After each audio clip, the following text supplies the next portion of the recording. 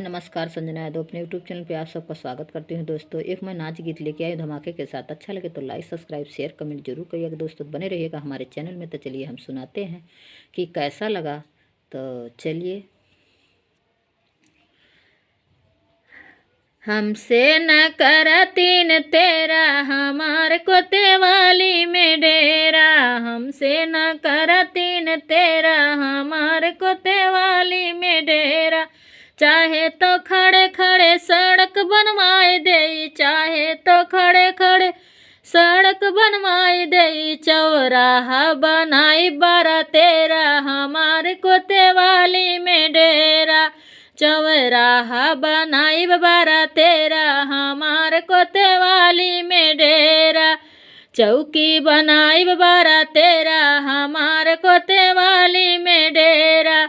हमसे न करतीन तेरा हमारे कोतवाली में डेरा। हमसे न करतीन तेरा हमारे कोतवाली में डेरा। चाहे तो खड़े खड़े बगिया लगवाए दे, चाहे तो खड़े खड़े बगिया लगवाए दे। मलिया लगाई बारा तेरा हमारे कोतवाली में डेरा। मलिया लगाई बारा तेरा हमारे कोतवाली में डेरा। चाहे तो खड़े खड़े कुआं खोदाई दे, चाहे तो खड़े खड़े सगड़ा खनाई दे। महरा लगाई बारा तेरा महरा लगाई बारा तेरा हमारे कोतवाली में डेरा। हमसे न करतीन तेरा हमारे कोतवाली में डेरा। हमसे न करतीन तेरा हमारे कोतवाली में डेरा।